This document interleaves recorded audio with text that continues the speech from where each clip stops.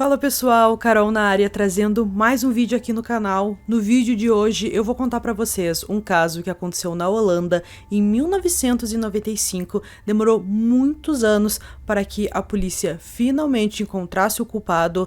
Então é mais um desses casos que aconteceu no passado e que levou muito tempo para ser resolvido através aí das novas técnicas e tal, né, com o avanço da tecnologia. Isso é muito importante. Nesse caso, não foi diferente. Se você se interessa por esse tipo de conteúdo, eu convido você a se inscrever aqui no canal. Todas as semanas eu trago casos criminais resolvidos, que são um mistério. Então, se você gosta desse tipo de conteúdo, convido você a se inscrever aqui no canal. Deixa o like nesse vídeo, isso é muito importante. E também ativa o sininho de notificações. Então, bora vem comigo que hoje nós vamos conhecer o caso Nicole van der Huk.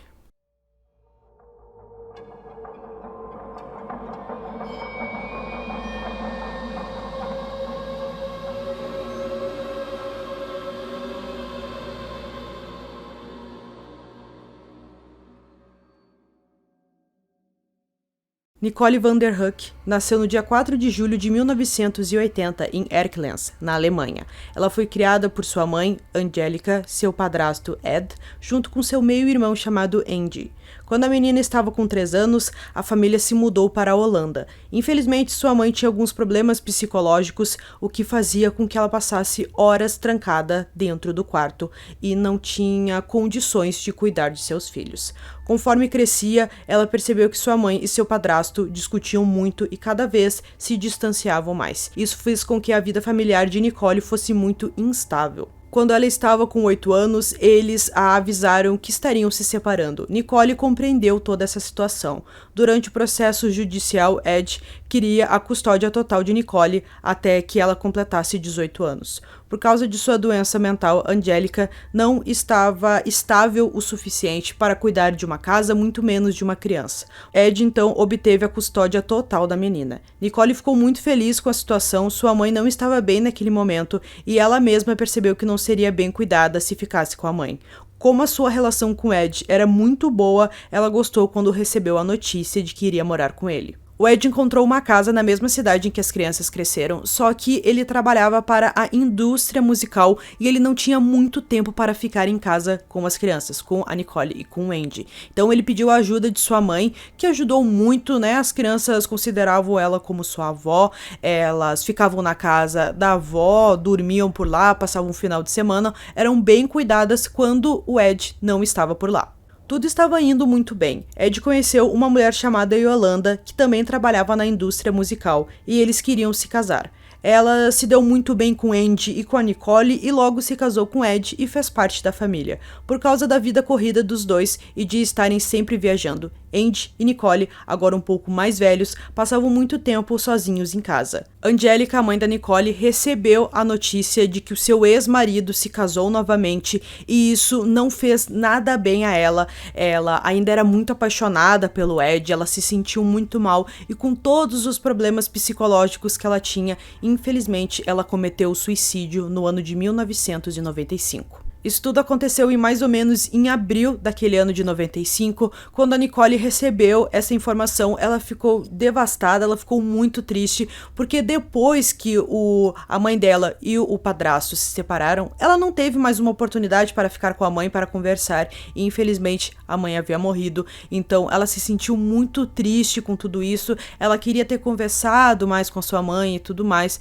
mas o Ed foi muito importante nesse momento, ele deu todo o suporte para a garota que estava ali, nem 15 anos tinha ainda, era uma pessoa jovem que já teve que passar por um problema tão difícil que era a morte de sua mãe, então ele deu todo o apoio necessário, passou até mais tempo em casa para que a garota não se sentisse tão sozinha. Nesse momento, Nicole conseguiu um emprego numa padaria que não ficava muito longe da sua casa, ela sempre ia de bicicleta, pedalava ali alguns minutos e já estava no seu local de trabalho.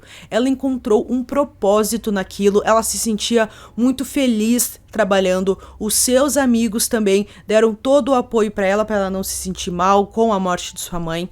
Então, naquele momento ali, depois da morte, foi um pouco conturbado, mas ela conseguiu ficar muito feliz com seu emprego novo, seu primeiro emprego, e também com os seus amigos dando todo o suporte. Ela sabia que se ficasse em casa, ela estaria sozinha, porque o Ed e também a sua esposa trabalhavam muito, não tinham muito tempo para ficar em casa, e também o Andy ficava mais sozinho e ela não queria ficar muito tempo com ele, né, ali sem ter muito o que fazer na casa, então ela fazia de tudo para ou ficar no trabalho, na escola, sair com os amigos. Ela não gostava mesmo de ficar sozinha, aquele clima da casa parecia uma solidão para ela, então ela não se sentia bem, preferia fazer essas outras coisas. Nesse momento, a avó cuidava deles, passava um tempo com eles, convidava eles para irem até a sua casa, mas ela era super tranquila, ela não era nem um pouco rígida, e quando eles estavam em casa, eles podiam fazer o que eles queriam. 6 de outubro de 1995 parecia um dia normal. Depois da escola, Nicole foi para a casa da sua avó se arrumar para o trabalho como ela sempre fazia. Ela pegou suas chaves, bolsa e foi de bicicleta até a padaria. A jovem era muito pontual e nunca se atrasava para o trabalho, mas nesse dia passaram-se 15 minutos e nenhum sinal de Nicole, o que era muito estranho. O dono da padaria entrou em contato com a sua avó, que disse que viu a jovem saindo de casa. Eles ficaram muito preocupados nesse momento, porque ela não estava em lugar nenhum, então eles resolveram chamar a polícia. Quando a polícia chegou, eles fizeram uma série de perguntas para as pessoas da região se alguém tinha visto ela naquele dia, mas infelizmente ninguém a viu. Nas primeiras horas de busca, a polícia fez uma descoberta muito importante. Eles encontraram a bicicleta de Nicole. A bicicleta estava às margens do rio Dome. A polícia fez uma extensa busca na região para ver se encontravam algum sinal de Nicole. Até as águas escuras e turvas do rio foram revisadas, mas nada foi encontrado. Ed foi avisado do desaparecimento de sua filha e rapidamente voltou para casa. Ele sabia que algo ruim tinha acontecido, pois ela jamais fugiria de casa assim. Ela nunca teve motivos para fazer isso. Os detetives avisaram a família de Nicole que encontraram uma bolsa perto do canal de Androvan. A bolsa foi identificada como de Nicole. Sua avó confirmou, pois era a mesma bolsa que ela usou para sair naquele dia para ir até o trabalho. Os policiais decidiram investigar a área do canal para ver se encontravam mais evidências. A polícia continuou as buscas e a investigação prosseguiu. Eles começaram a aceitar dicas e a distribuir um prêmio em dinheiro por qualquer informação que levasse ao paradeiro de Nicole, mas eles não receberam nada importante que pudesse chegar ao paradeiro da jovem de 15 anos. Ed, Andy e a avó foram interrogados pela polícia várias vezes, mas nada de importante foi encontrado nesses interrogatórios. Semanas se passaram desde o desaparecimento de Nicole e seu pai estava muito frustrado, pois a polícia não tinha nada no caso de sua filha. Ele pensou que a polícia não estava fazendo o suficiente para encontrar ela. Todas as pessoas que tiveram algum contato com a Nicole antes do seu desaparecimento foram até a polícia e deram seus depoimentos. Um ex-namorado, alguns amigos, mas infelizmente ninguém deu nada importante. A polícia naquele momento estava completamente sem pistas. Yolanda, a esposa de Ed, ficou ao lado do marido e ofereceu ajuda para o que ele precisasse. Ela disse que falaria com um médium para ter mais informações sobre o caso da Nicole. Ed aceitou e os dois visitaram o médium. Ele disse para eles focarem sua busca em 2 canais específicos. Ed contou à polícia do que o médium disse e eles decidiram fazer uma busca na área com a ajuda de cães farejadores. Eles estavam bem esperançosos depois do que o médium disse, eles tinham a esperança ainda de encontrar a Nicole viva nesse momento. Apesar de toda a esperança, nada aconteceu, nada foi encontrado. Foi uma decepção total. Eles realmente não tinham para onde ir nesse momento, parecia que ela desapareceu no ar, sem deixar nenhum vestígio. Agora eles voltaram para o início. Todas as buscas, dicas e até a ajuda do médium foram em vão. Em 24 de outubro de 1995, a polícia recebeu uma ligação muito importante. Um homem não identificado ligou para a polícia e disse que tinha informações sobre o assassino de Nicole. Até então a polícia nem falava em assassinato, porque tratava o caso dela como de uma jovem desaparecida. Mas a ligação foi muito rápida, a polícia não conseguiu rastrear, não sabia de onde vinha essa ligação. E um pouco depois eles até liberaram essa ligação para a mídia, para ver se alguém reconhecia alguma coisa e pudesse ajudar, mas naquele momento nada foi descoberto. Passaram-se 2 meses desde que Nicole desapareceu. No final de novembro, um caminhante estava explorando uma floresta quando notou algo estranho e decidiu olhar mais de perto. Ao se aproximar, ele percebeu que era um corpo e rapidamente ligou para a polícia. Os policiais chegaram e levaram o corpo para uma série de testes. Depois de todos os exames, foi confirmado que o corpo encontrado na floresta era de Nicole van der Huk. Seu corpo foi encontrado na floresta entre as cidades de Mierlo e Lierop, na Holanda. A família da jovem ficou chocada com essa descoberta. Eles tinham ainda a esperança de encontrá-la viva. A jovem teve 2 fraturas ao redor de sua mandíbula e provavelmente morreu de perda de sangue após ser esfaqueada nas costas. Ficou claro que o caso se tratava de homicídio e que não foi um acidente. Nicole tinha 15 anos quando foi morta, não tinha inimigos e todos queriam saber quem teve a coragem de tirar a vida de uma adolescente. Depois de alguns dias, a polícia entregou o corpo de Nicole para sua família. Sem perder tempo, Ed planejou seu funeral. Mesmo depois de revistar o corpo, a polícia não encontrou nada que pudesse ajudar na investigação e encontrar o responsável por tudo aquilo. Eles continuaram a investigação e entrevistaram Ed e sua mãe mais uma vez, que não estavam satisfeitos porque a polícia não obteve nenhuma informação importante do seu corpo. Como o caso agora se tratava de um homicídio, a polícia resolveu olhar para os familiares de Nicole. Pela primeira vez, o meio-irmão Andy esteve na mira da polícia. Ele era 5 anos mais velho que ela. 6 meses depois do funeral de Nicole, Andy e seu pai foram considerados suspeitos do caso. Eles foram interrogados por horas, mas nenhuma evidência foi encontrada. Eles foram mandados para casa. A polícia não sabia mais para onde correr e o caso quase foi arquivado, até que uma pista importante apareceu. Um amigo da família foi preso por causa do tráfico de droga e depois que ele foi preso, ele disse que tinha informações de quem matou a Nicole. Ele conhecia essas pessoas, eram pessoas que também estavam envolvidas com a droga, mas a polícia não levou muito a sério esse seu depoimento. Eles acreditavam que ele estava de alguma forma tentando amenizar a sua pena por causa do tráfico de drogas, então ele inventou isso, disse o nome de algumas pessoas, mas a polícia fez as suas investigações e não encontrou nada. A família da Nicole ficou com muita raiva depois dessa versão que ele deu ali, de alguma forma, tentando diminuir a sua pena e que provavelmente não tinha nenhuma ligação com o caso. Em 2004, uma equipe de casos arquivados investigou o assassinato, mas sem sucesso. 15 anos passaram e a polícia não conseguiu nenhuma informação para resolver o caso. Andy e Ed estavam cansados por tanto tempo passado e nada foi feito. Ed manteve a esperança e implorou à polícia que continuasse procurando até encontrar o assassino de Nicole. Tudo o que ele podia fazer agora era rezar para que alguém tivesse visto alguma coisa e estivesse pronto para falar nesse momento. Apenas uma pista assim poderia levar esta investigação adiante. Tudo que eles queriam era justiça para Nicole e colocar o responsável pelo seu assassinato atrás das grades. Em 2011, era hora de Andy e Ed tentarem seguir com suas vidas. Ed se concentrou em sua carreira e voltou a trabalhar no ramo da música, mas ainda estava morando na Holanda. Andy se mudou para a Inglaterra para se afastar de tudo e começar tudo de novo. Em 8 de março de 2011, postou uma declaração chocante no Facebook. Ele decidiu contar a seus amigos e familiares que foi ele quem matou Nicole. Ele foi imediatamente preso pela polícia britânica.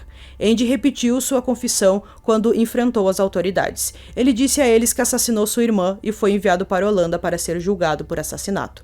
Quando ele voltou para a Holanda, ele foi preso e não teve contato com ninguém. A confissão de Andy foi uma grande reviravolta na investigação e acrescentou um elemento completamente novo no caso que ninguém imaginava.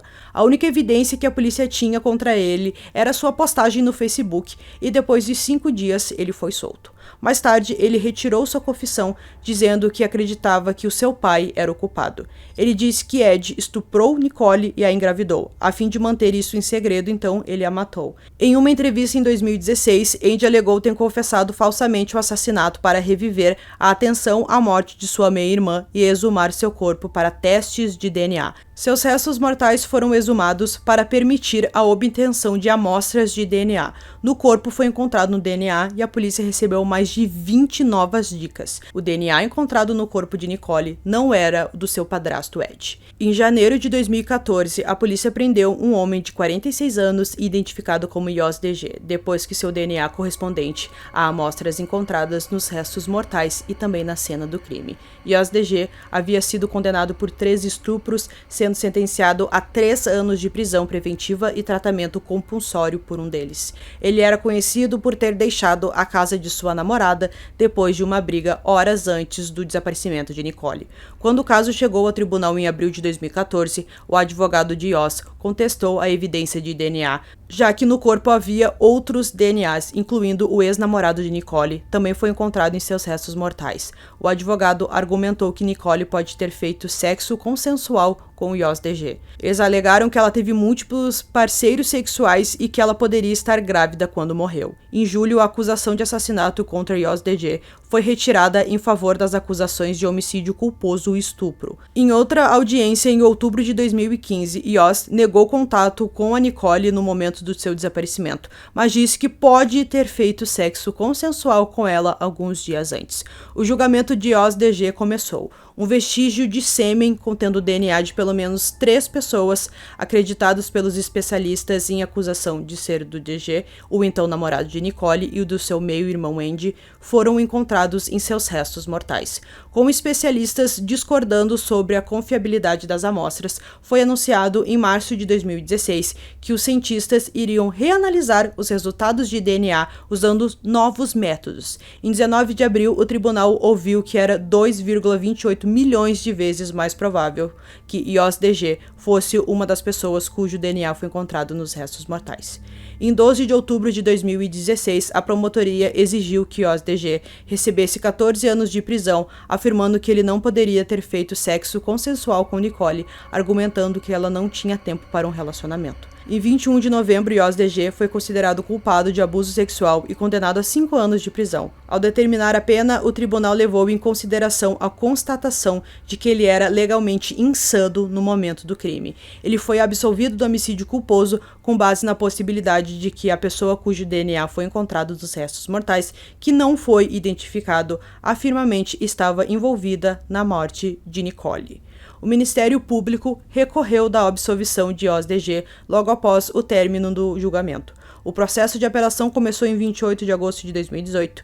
Em 29 de agosto, a promotoria exigiu uma sentença de 14 anos de prisão, como havia feito no início do julgamento. Em 9 de outubro, a absolvição foi anulada e Yost DG foi condenado a 12 anos de prisão pelo abuso sexual e homicídio culposo de Nicole Vanderhoek. A sentença foi confirmada pelo Supremo Tribunal em 16 de junho de 2020. Nunca ficou claro por que ele fez isso com ela, se ele já a conhecia e depois cometeu o crime, né, algo premeditado, mas o que parece é que foi um crime de oportunidade, que provavelmente ela estava na rua com sua bicicleta, ele viu e depois de ter a discussão com a sua namorada, ele ficou com muita raiva e descontou na menina que não tinha nada a ver com isso e o caso demorou muito tempo para ser concluído, mas através do DNA eles conseguiram descobrir, era um homem até que já recebeu algumas outras penas, né? Já era uma pessoa conhecida da polícia. Então, gente, concluindo esse caso aqui pra vocês, mais um caso muito terrível, esse aconteceu na Holanda, não é muito comum eu trazer esse tipo de caso, né, da Holanda principalmente, acho que eu já trouxe um que outro,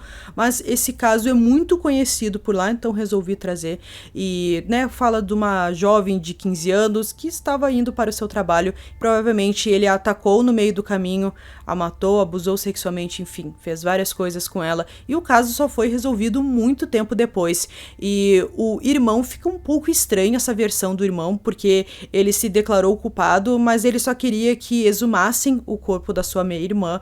É um pouco estranho essa parte. Eu pensei até quando trouxe pra vocês que ele tinha algum envolvimento, mas foi descartado pela polícia e depois ele fez acusações sérias sobre o Ed, o pai. Então a gente também não sabe se alguma coisa aconteceu, se o pai tem alguma ligação com tudo isso. Enfim, a gente sabe que o caso foi resolvido, mas a gente fica com algumas perguntas nesse caso. Então eu espero que vocês tenham gostado desse vídeo. Esse foi mais um vídeo aqui no canal Durmam Bem e até o próximo.